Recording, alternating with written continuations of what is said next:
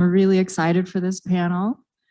This is our panel about the Permian Basin as a model regional energy innovation hub.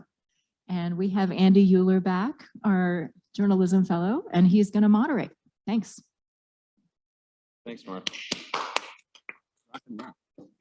So, Dave Tuttle, when I say Permian Basin to you, other than high school football, what do you think? Permian Basin. Oil and gas, right? Show of hands, when I say Permian Basin, is that the first thing that you think of in terms of, come on, right? So, no, good. So that's essentially, I think, hopefully what we're going to be talking about. I'm gonna sit down here in a couple of minutes and just sort of start peppering questions at these super smart folks who understand the region far better than I do. I hang out when I'm doing some reporting out there, and I talk to producers and I talk to the folks out there, but these folks basically live that life, far more than I do. So I want them to sort of tell us a lot about the challenges, about the transition, about the workforce that's going to have to come to that region or from that region or both. And so I'm gonna introduce these folks, and then I'll sit down and make this happen. Tremaine Anderson is Vice President for Instruction at Odessa College. We have Mary Lou Hastings. She is Executive Vice President of the Cynthia and George Mitchell Foundation. We have Billy Murphy next to her, the CEO of University Lands. And finally, we have Sunday Shepard. She is GM of Strategy at Chevron. And like I said, all of these folks understand this region incredibly well. So we're super lucky to have them with us. I'm curious, so I'll do that sort of segue into the sit down. So the sort of setup is, we think about oil and gas when we're talking about the Permian Basin, right? And we'll just sort of go down the line here. The future of energy in the Permian Basin, it's going to include natural gas for a hot minute, but what do y'all think is sort of the future of energy production, the future of the workforce in the Permian Basin? Well, I'll start. Can you all hear me okay? Yep. Okay, so Tremaine Anderson, I'm from the education sector, so two-year institution that I serve as vice president of. And I think with the future, what we've seen is, in hearing over the last couple of days, many of the presentations, we have to consider education. We have to consider not only post-secondary, but K through 12 as well. And so in my role, my personal interest in the Permian Basin comes from my personal passion. I was born and raised in the Permian Basin, right in the middle of the oil patch, as we say, from West Texas. And so I feel like my professional responsibility is to connect not only the energy industry to the work that we're doing in education, but to also be able to connect the community that includes our students and learners to the cutting edge and innovations and technology that's coming out here in the long run. So I believe that the interest there is major. We need everyone at the table. We need not only our industry and energy folks to be there, but we also need faculty, we need administrators, we need our students to be as a part of these conversations. You need government, you need regulators. Absolutely, so you need all parts to be a part of it. So that's the interest, that's the move that we would like to see and in the region and working. And so the future is bright. I'm very optimistic of what is to come. And so we're going to be there. We're going to stand in line with these folks to talk a little bit more about what is the future. What does that look like? Mary Lou, you and I talked a little bit earlier about sort of the Permian Basin as a monolith, and we'll get to that sort of distinction. But in terms of when we talk about this region, the future of energy there, we're not just going to be talking about oil and gas anymore, right? I believe that we will not just be talking about oil and gas, and importantly so. So a little bit about the backstory for me that you asked about. So I'm from Midland. I don't live there anymore. I live here in Austin, work just down the street. But my folks lived there for 40 years. My dad was a petroleum engineer, and he got laid off in 1985 as the district engineer for Permian over with Atlantic Richfield, which is now part of, or ARCO, which is now part of BP. He did very well. It was not a problem for my family, but that was the year, not to date myself, but I graduated from college that year. And my parents went on to do fine. My dad never worked again. He was 60 years old. I don't think our generation, my generation, or any other subsequent generation in the world can retire at 60 and not work again, and health insurance, and die and not broke. At the same time, my dad died on the day so that was the bust, right? 1985. You all remember that, right? So, my dad died in February of 2014, and he died alone in hospice because there was the boom then. And he died alone because the hospice nurse didn't show up, and my mom wasn't there at the time because the hospice nurse was supposed to be there at his facility, right? And she didn't show up because her husband had gotten a, 6-figure salary job a couple of days earlier to work out in the oil field. So she just didn't show up. So my life has been bookended by, at my first house payment, and my entire college education was funded by the oil and gas industry because my parents gave me the down payment for the house and paid for my college. But bookended by heartbreak on the boom and heartbreak on the bust. And so at the same time, I worked for George Mitchell. He's deceased now, but originally I did, and I'm on my 3rd generation of Mitchell, and have worked for the Mitchell family for 28 years, I think. So the arc of my life is encapsulated in the Permian Basin, which is a 2-state basin. New Mexico is an important part of the Permian, and the Permian is more than Midland and Odessa. It's a great deal. It's a vast space, sparsely populated, some of the least populated, lowest population density in the country. Great deal of poverty, racial disparity. There are some rich few in Midland and maybe Odessa, and the scale goes down the further you get away from those 2 towns, cities.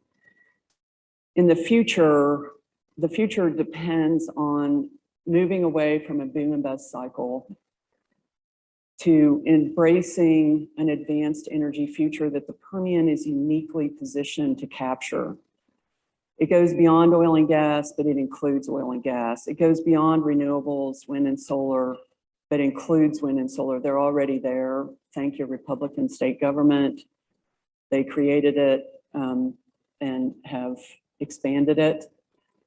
And it's happening uniquely in the Permian Basin. And there's huge potential for truly advanced energy, whether it's hydrogen, CCUS, geothermal. There's great potential to learn how to manage produced water in a more responsible and science-based way. A great deal of opportunity to ensure that the benefits of energy development of any class are equitably shared across generations, across rural and semi-urban environments in the Permian, across state lines. And so we want to engage. The Mitchell Foundation has been working with 8 partners, and there's some media about it today. We kind of officially unveiled it today. The Permian Energy Development Lab. Tremaine's part of it. Our own favorite, Brian Corgel, is part of it. Several of you are part of it. To help ensure that the folks in the Permian, both states, rural and urban, share the benefits equally and embrace and address the burdens of energy development equally across generations. So that the education component, let's not get oil and gas field workers to install solar panels like has been in the news. It's a mistake and misleading, but let's train that person's daughter or son to be experts in truly advanced energy engineering, for instance. And we need to embrace that or engage with the communities out there, again, not just Midland, Odessa leaders, but Andrews and Fort Stockton and the huge and sparsely populated counties and the folks in the New Mexico side. So the Mitchell Foundation is committed to this lab, the PEDAL, we call it affectionately. You'll be hearing more about it. And welcome any questions about that. Thank you. And Mary Lou brings up a few very, very important points to sort of the idea of getting away from volatility, right? The idea of boom and bust. There are so many wonderful history books, sad history books about exactly that in that region. And so a conversion to a reliable economy, if it's sort of renewable energy or whatever, sort of getting away from that boom and bust cycle is really, really, really important. You know, and also sort of figuring out a way to embrace New Mexico. And it doesn't necessarily have to be just Texas. I mean, this sort of segues right to Billy. Give us a sense of university lands. Give us the sort of backstory and your role in the Permian as, you know, as CEO of this organization. Tell us about it. Sure. Thanks for having me. So university lands, we're sitting here at UT Austin right now, and MLK's right here. And if you go a couple blocks down that way, there's an oil derrick sitting there called Santa Rita number 1. And on May 27th, I think is the date, that'll be the 100th anniversary of the drilling of that well, which is considered the first commercial well in the Permian Basin. It wasn't the first well ever drilled out there. But it was the first well that really started to make money and got the whole region kind of started from finding oil in Santa Rita number 1. I've done a lot of reading about that just in the last few months, you know, kind of leading up to this 100th anniversary, and the fact that it was on University of Texas owned land. And the fact that the folks that were drilling it it took them 2 years to drill that well.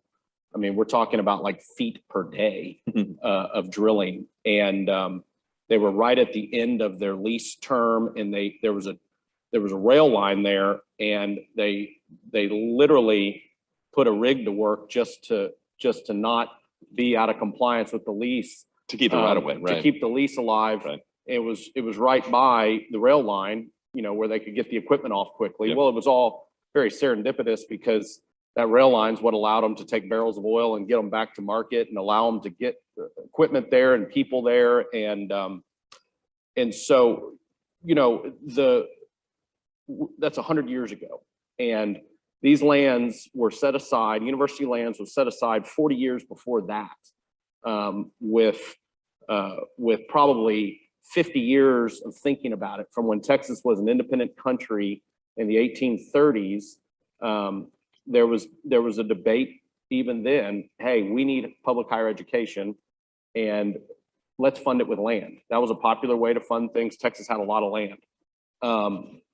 In fact, in 1839, there was some land set aside, but there wasn't any public higher education. A lot of things kind of transpired. Texas joined the United States. There was a civil war. There was quite a bit of things going on.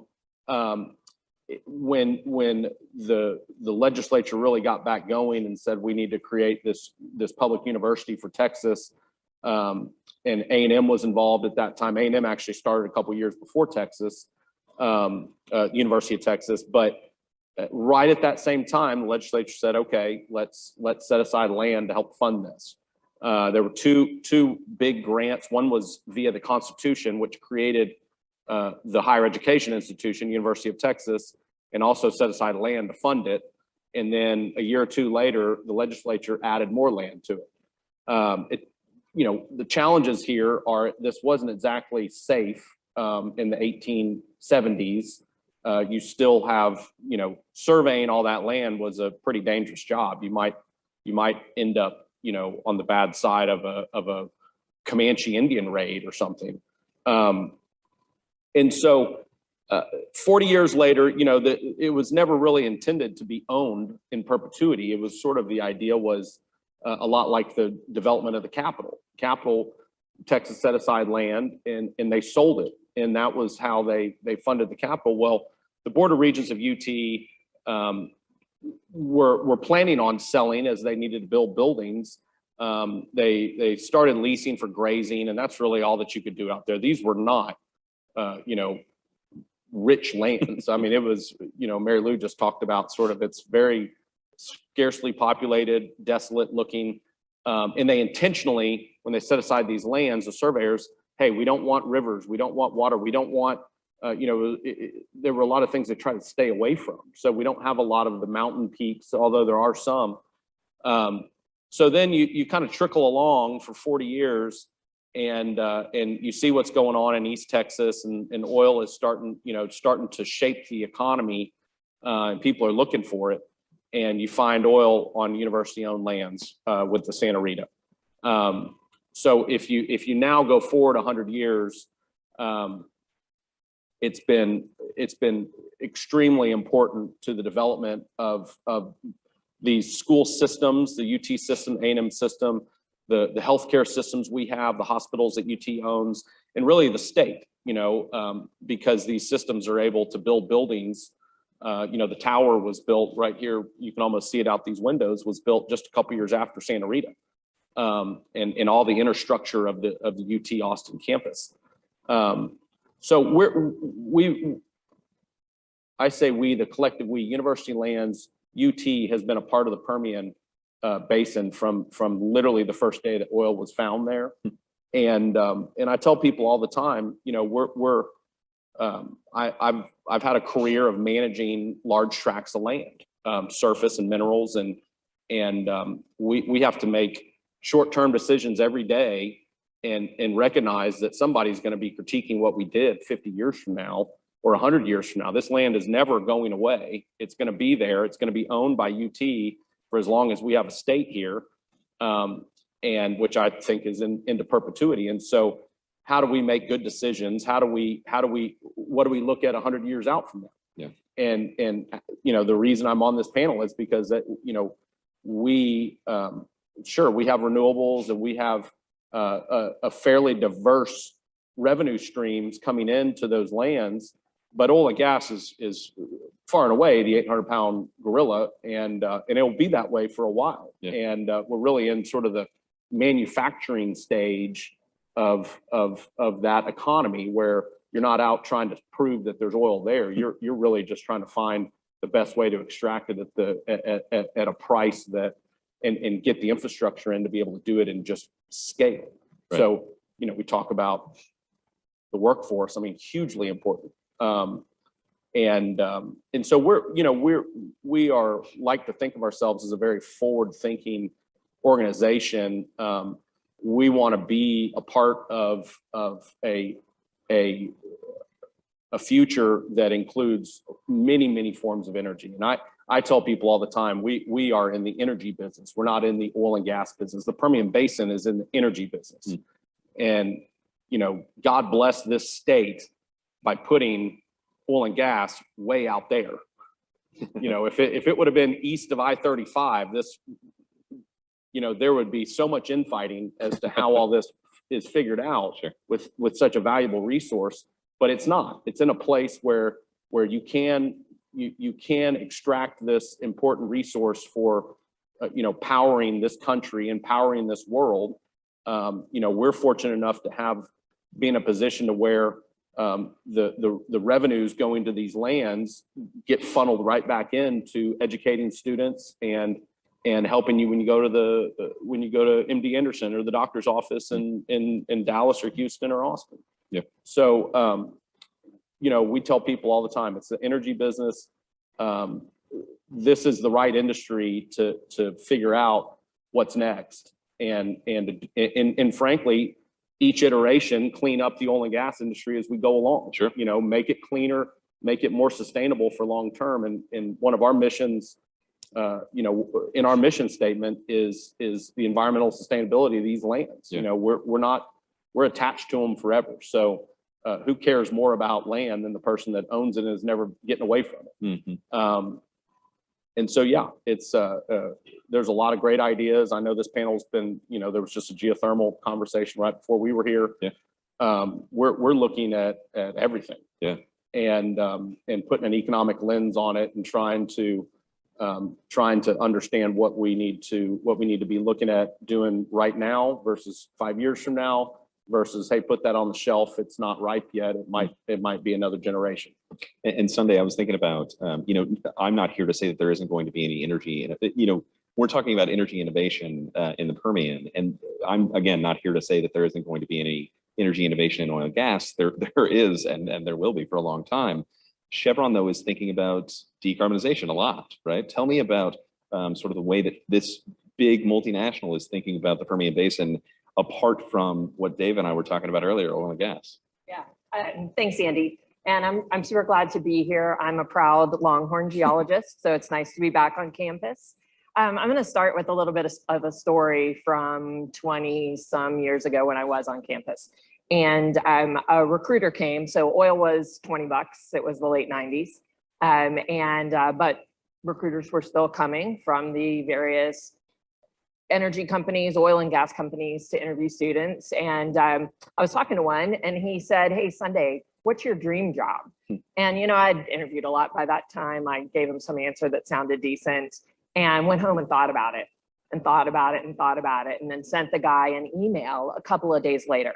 So, and my mom kept this email because moms do, right? So I have the email. So I said, for my dream job, that I wanted to be a part of a diverse workforce. I wanted to work with people from all sorts of backgrounds who thought, had experienced things different than I had. I wanted to travel and experience new things. I wanted access to cool tools and technology to solve hard problems.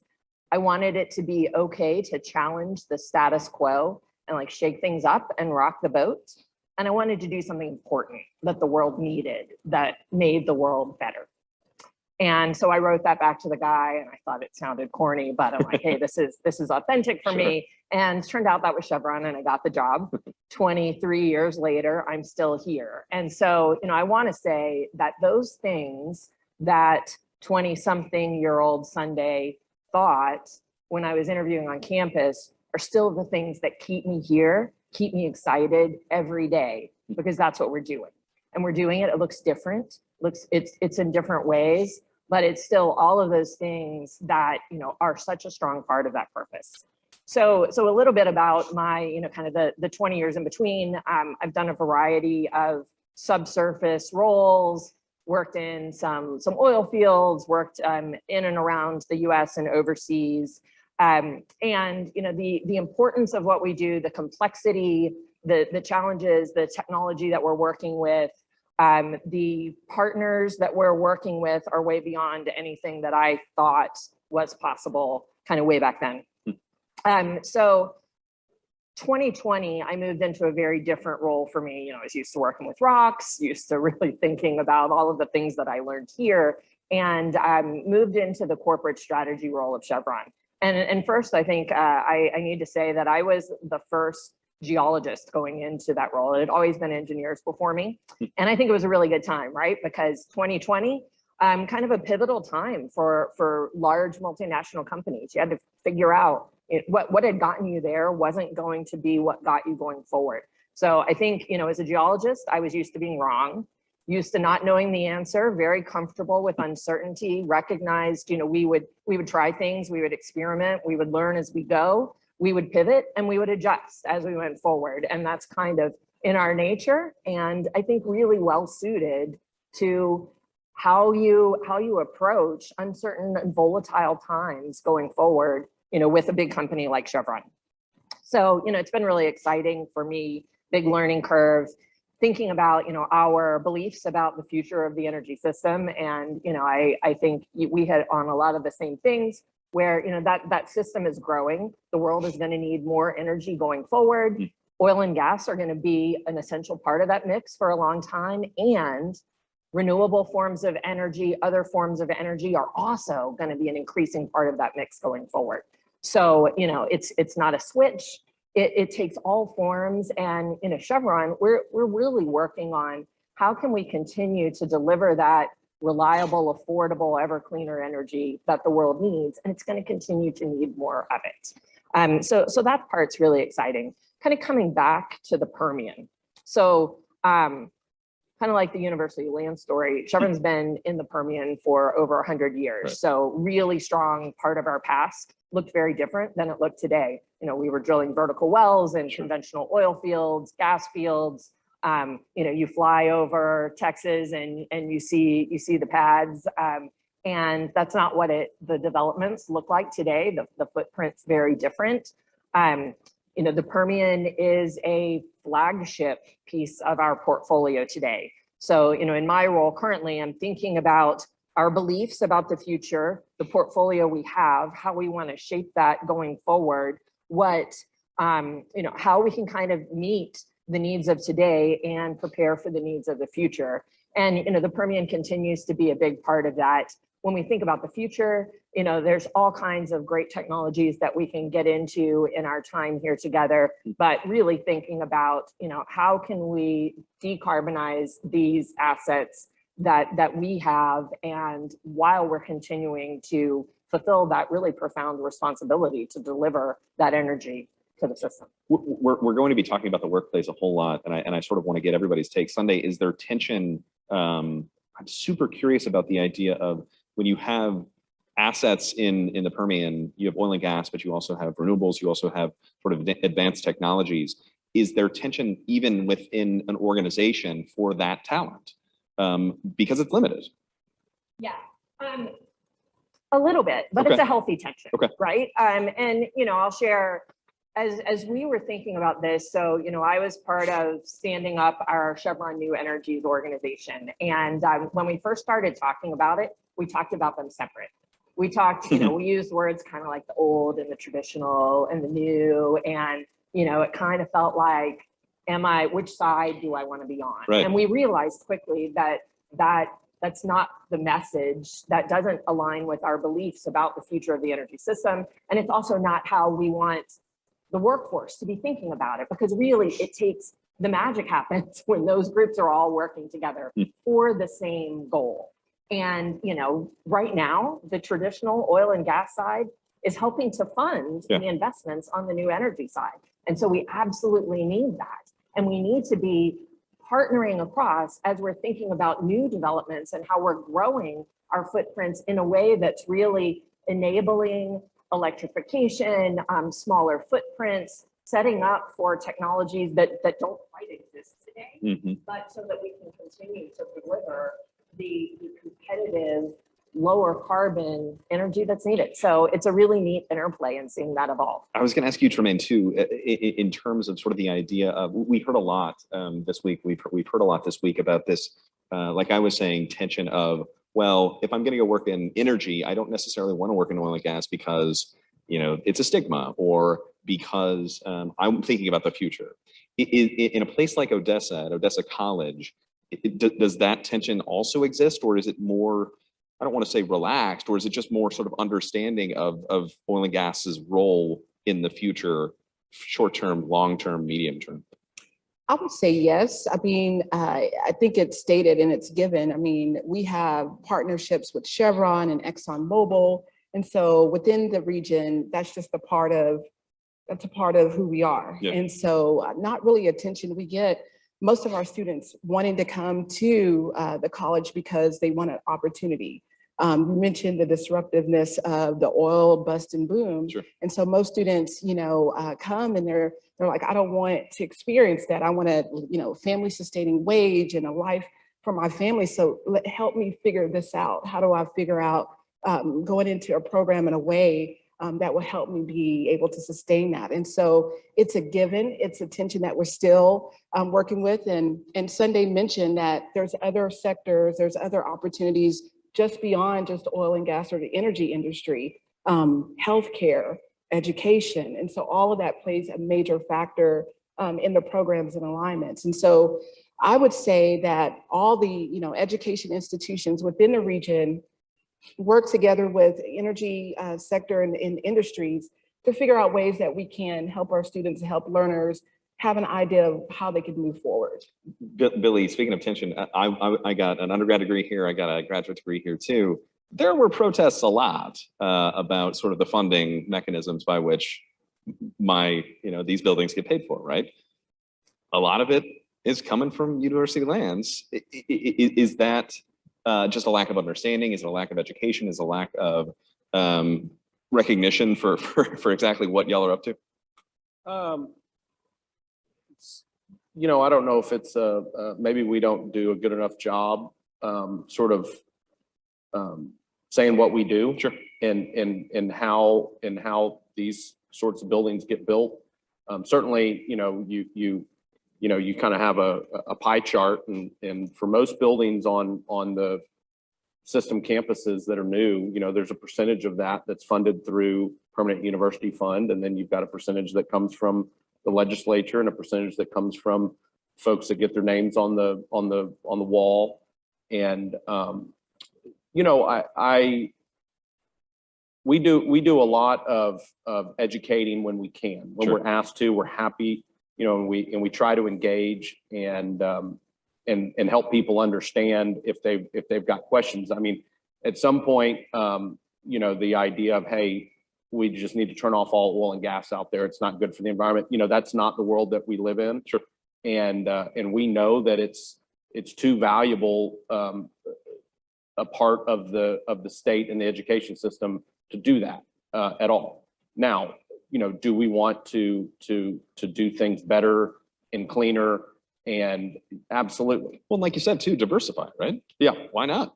And what we work with so many operators, and that's one of the amazing things is you get to really see and highlight who might be doing something that is new and different and better.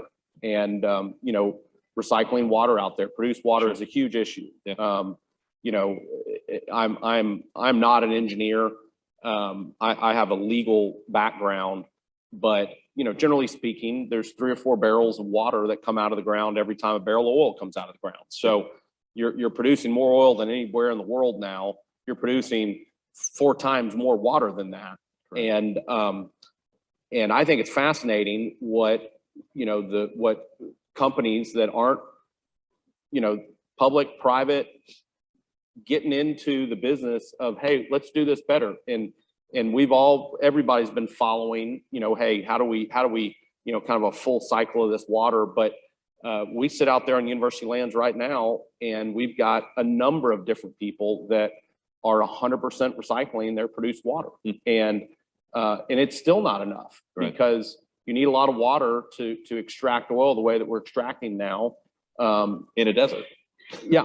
And, but we like to see who's doing it different, who's doing it better, make sure that, maybe it's not a public announcement, but it's certainly, hey, did you know what they're doing? Mm-hmm. And there's a good flow of information that way. Methane monitoring is another one. There's a lot of sort of up in the air as to what the best technologies are right now. Sure. And people are trying different things. So right. We are fortunate enough to work with a lot of operators, and we hear and we see what's successful, and we try to promote that. But we don't, we're not a regulator too. And so we got to have, know your role. It's smart for us to stay and know what our role is. Sure. Mary Lou, I wanted to come back to a point you made, and I think it's a really important one.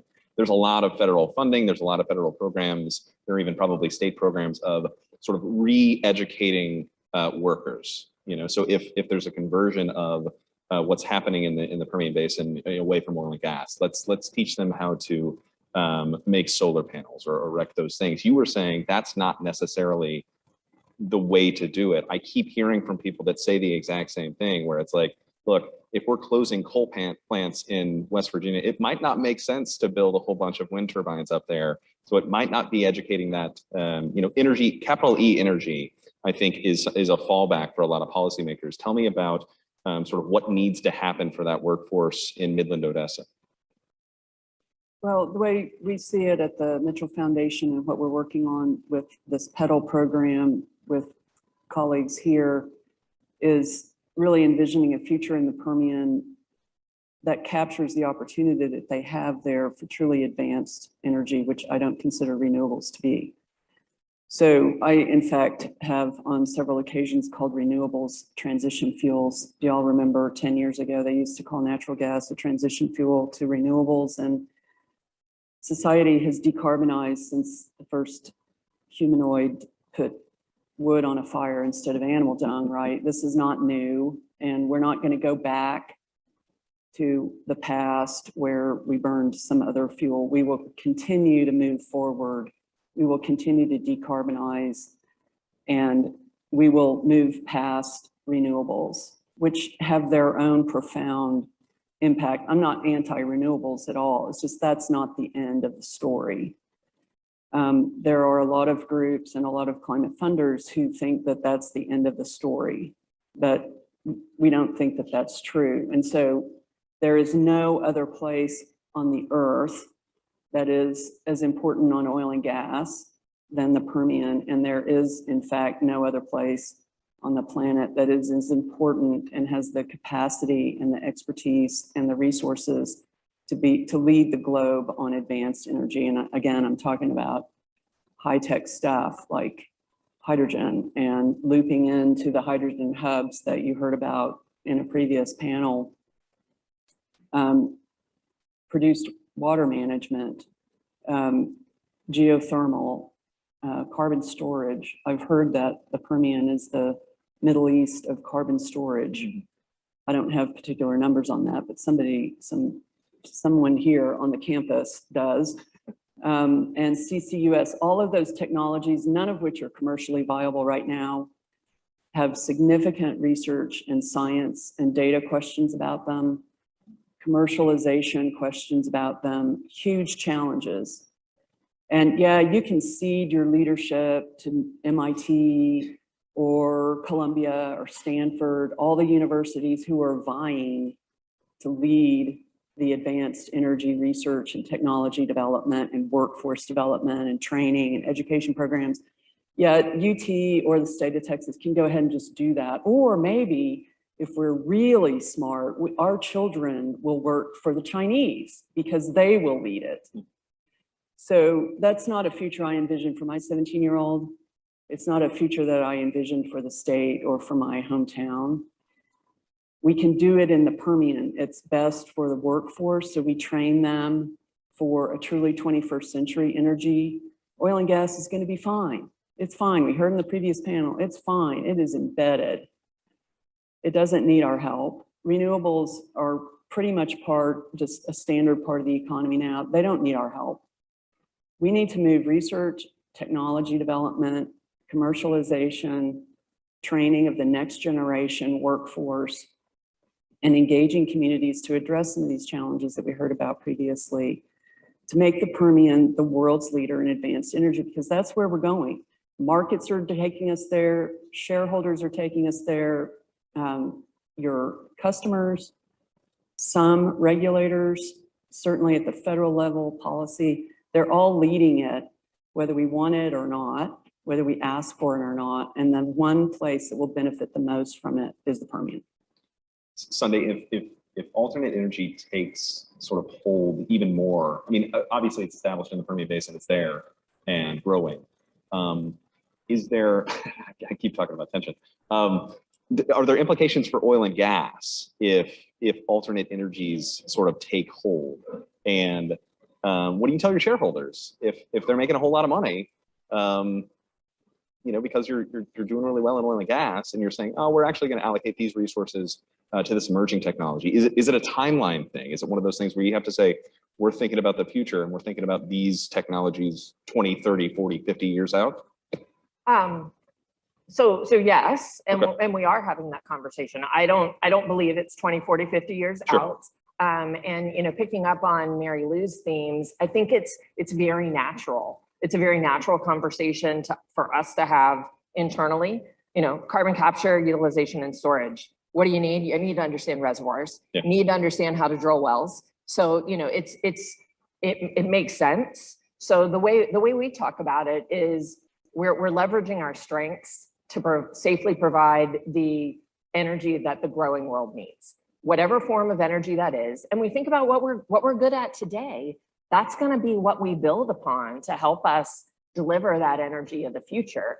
And, you know, I think it's not a wholesale change. It's more of an evolution. So you can continue to build and evolve those skills as we're continuing to innovate, as we're continuing to partner with different types of universities, different companies, different, you know, scales of companies. But what you need to be able to have things to be viable is that scale, right? And I believe, you know, at Chevron, we've chosen carbon capture, hydrogen, renewable fuels, because we see those as having potential. You know, one, it makes sense for us to play in because it does leverage our strengths, and we have potential to deliver things that are going to be at a scale that a company of the size of Chevron would be excited to be in those businesses. And it is a little bit of a today and tomorrow, Sure. but you know, our shareholders, our stakeholders want us to be having that today and tomorrow question, Sure. right? We've been around for 120 years. We expect to be around for a long time in the future. And you know, you've got to continue to grow and evolve in ways that make sense. You've got to do it with discipline. You know, when we stood up Chevron New Energies in 2021, we said, hey, you know, we're going to spend $10 billion in these areas by 2028. And, you know, we're going to learn as we go. And, you know, we're picking these things that we think make sense for us. And, you know, I built business plans of how things would evolve. And, you know, we're learning as we go. It's not gonna kind of completely go by the playbook that we had then. And our industry never has. You know, it's always surprised us, and human ingenuity surprises us. That's what keeps it super exciting, right? Tremaine, I had a wonderful question earlier this morning from an audience member about the difference between talking about climate change, talking about sort of carbon and things like that, global carbon emissions, and the effects on a local community. I'm curious about the conversations that are happening when we're talking about sort of advanced energy technologies and things like that relative to oil and gas. Is there a conversation happening about things in Midland, Odessa are going to be better, that our air quality is going to be better, that our water quality is going to be better? Are those sort of conversations happening among students, among stakeholders, among just the community? Yes, I would say all of the above. It is a conversation that is happening in what we can do to, you know, for the future. And so it's happening. Students are talking about it. We have faculty that are talking about it. The wonderful thing about us is that we have the University of Texas of the Permian Basin that is really, you know, the center university for us. Odessa College, Midland College, also New Mexico State and New Mexico Tech. So we are having these conversations about what the future looks like and what we can do. Mary Lou, I'm curious about from your perspective too, growing up there, was it not taken for granted that these sorts of effects happen with air quality and water quality? I'm curious again, just advancing that conversation about things can get better if we sort of focus on how to make them better.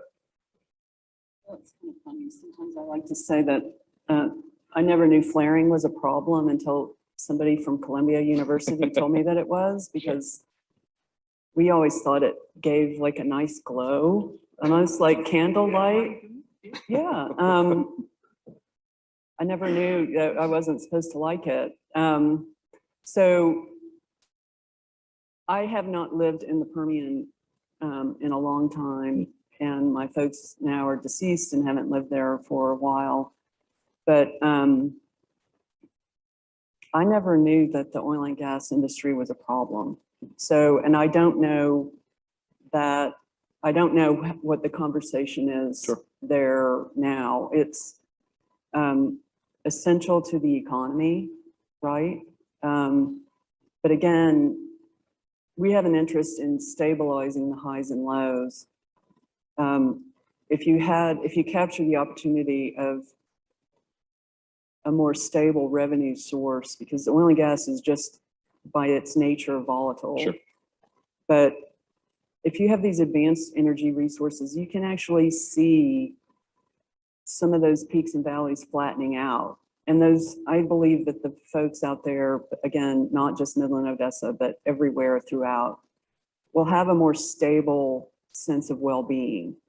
And are flares gone? I think that's great. Air quality will improve. I just never remember ever knowing that there was an air quality problem or that flaring was bad. And there's a great deal of money for folks to be made in advanced energy out there. It's not an or thing. Right. Like Mutually you exclusive. have yeah. oil and gas, or you kill oil and gas, and you have just solar out there. It's just not, it's going to take everything, and it's an and. It's oil and gas and renewables, because there just happens to be a lot of wind and sun out there. You don't have renewables, in Lufkin. Well, some, no, Sure. never mind. I didn't say that. That's all right. That's all right. And advanced, sort of stable and consistent landowners who don't have oil and gas on their property.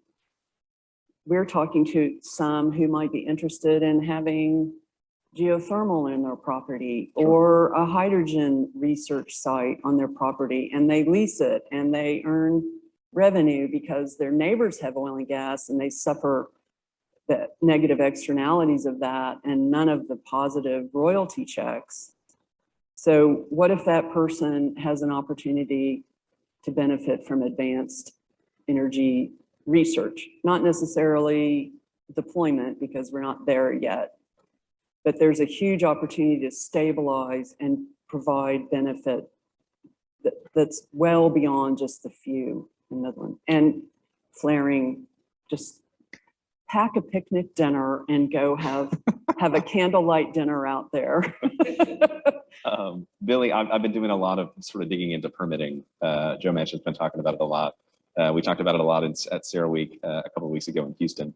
I'm curious about university lands. How closely do y'all have to follow things like that and advancements of different policy, different regulation, or are y'all sort of hands off in terms of what the wells are doing and what the go on. Yeah. So before we get into that, Sure. Let me just piggyback on something you were saying. And there's an infographic. There was an article a few months ago in Bloomberg about the Permian Basin, and they did an infographic that sort of showed the Permian Basin, and then showed where the most wind in the whole country was, and then showed where the most sunlight in the whole country was. And all these things overlap right there in sort of the West Texas up, obviously wind goes up a little bit farther, but it does create a,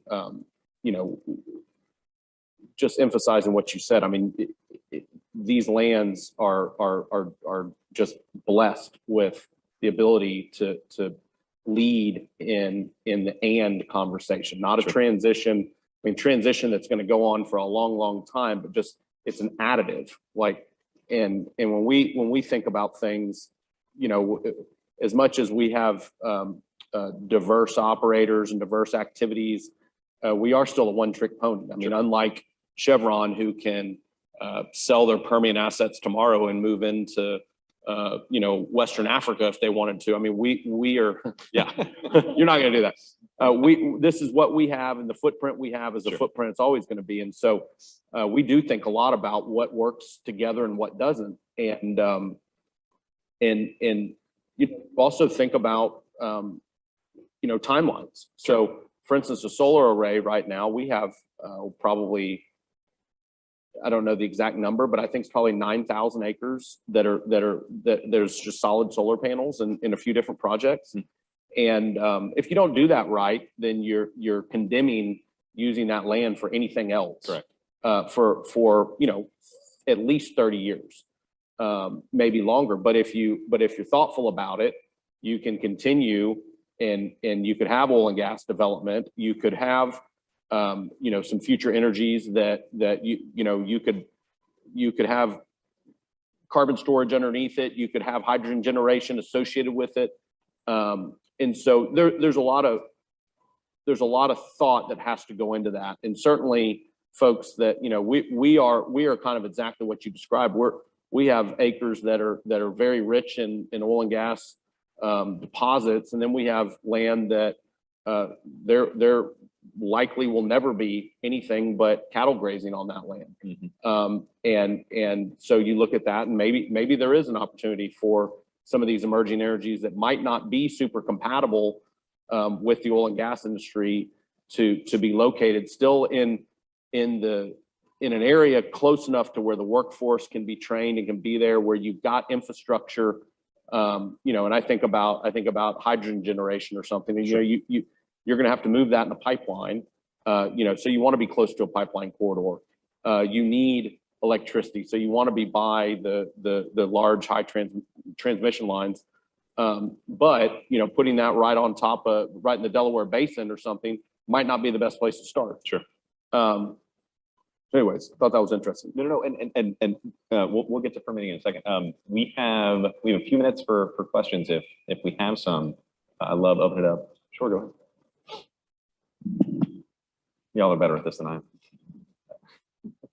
Thank you. Charles Phillips, history says that manufacturing is the way you bring an area up. Extraction keeps things at a fairly low level in terms of local development and quality of life. Birmingham, Alabama, Pittsburgh, Pennsylvania were all developed because they had both iron ore and a fuel, coal. Permian Basin has plenty of fuel. Iron ore is not very far away. Any consideration of looking towards heavy manufacturing in the Permian Basin, generating green steel, for instance, using hydrogen to deoxify the iron ore, et cetera? I don't know. I would say the answer to a question like that, from my perspective, is yes, always. Absolutely. I want to always be thinking about what else, and now I'm going to say we as a whole region, not just we University Lands, and I think the answer to that is yes, and somebody needs to be thinking about that, and that somebody hopefully is then it can be connected to large companies, large landowners, people that can actually implement something like that. I think this panel, it hadn't been mentioned, but a very strategic entity out there, it's actually in their name, the Permian Strategic Partnership, right. which is really made up of a lot of the largest companies out there, operators, and they're putting a lot of thought into what we're talking about here with workforce and healthcare. And if this region is going to thrive and generate the energy that this country and world needs, how do you build it up and think big? What do we need for hospitals? What do we need on our roads? What do we need at our education systems? And so, they're doing a great job for the whole region, really thinking through big picture stuff and really trying to get the momentum to execute on it too. And the question does speak to sort of a theme that we've been talking about a bunch, sort of the volatility of oil and gas and diversifying, right? And sort of the idea of, if it's manufacturing, then it's not necessarily 90% of those jobs being in oil and gas, and worried about what oil looks like tomorrow, as opposed to, a diversification of that economy. I think we're all sort of speaking that language. Yeah, of course. We're talking with a company who is a solar recycler, a solar panel recycler. I don't remember the exact numbers, but some percentage of solar panels still have some life in them when they're taken off a roof, or more taken off a utility scale solar installation. And, those things have huge land impacts. And then the mining of the minerals for their batteries and whatnot have even more. But there's very few companies, this is one of the very few, who have opened a manufacturing facility, and they're right there in Midland, maybe Midland, Odessa. to begin taking these solar panels, and there's just some components that need to be replaced. And it's a closed loop system. It's a beautiful thing.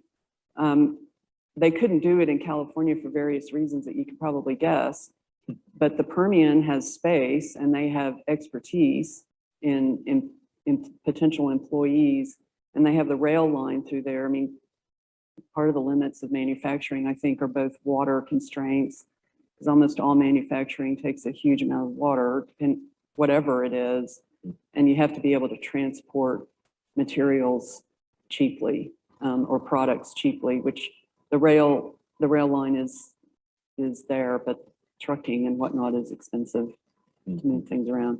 But anyway, this company called Solar Cycle, you'll be hearing more about them soon. I visited a solar site on university lands a couple weeks ago, maybe months ago.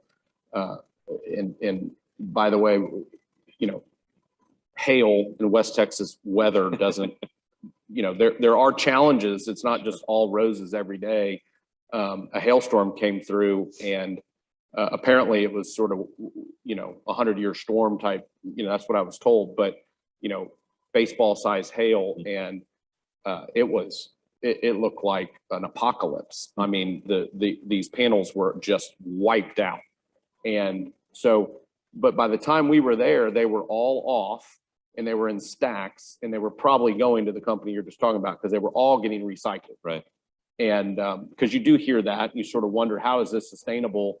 So recycling that, I thought it was really interesting that, I mean, we're talking about, you know, stacks as far as you can see of solar panels that had been taken off, probably 1,000 acres worth of solid, and they were going to be recycled and put back to work.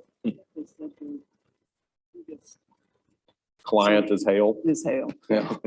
Client. Do we have one? Can I jump in Yeah, there? of course. real quick? Yeah, of course. Just so, as a founding member of the Permian Strategic Partnership, you know, it is a group of important to get companies together, communities together, thinking longer term. So when you think about, you know, the Permian as a resource opportunity, I mean, decades of inventory. So, you know, while I appreciate the point of, you know, thinking about what we learned from history, certainly as a geologist, I think we've also learned a lot about, hey, we need to be planning for a longer future, so that we're making investments now that set up that more sustainable future. We're thinking about proactive electrification. We're thinking about how we can leverage the resource that we have in a way that's gonna continue to deliver that reliable, affordable, ever cleaner energy that's needed out there. So I think that's a really important piece. And then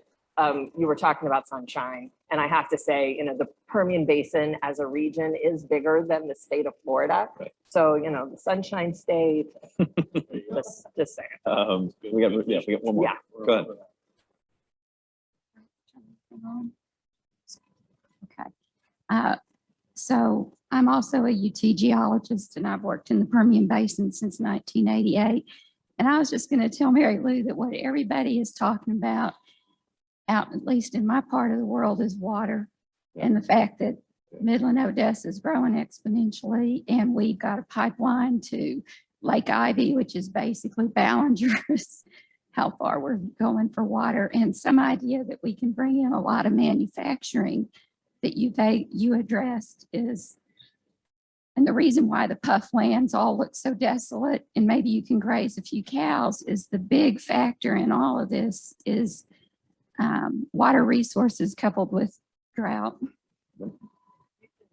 Whole, about a year ago or so, statewide, with a oversampling in the Permian on issues related to energy and sort of energy and natural resources, and across political parties, across the urban-rural divide, across generations. It made no difference at all.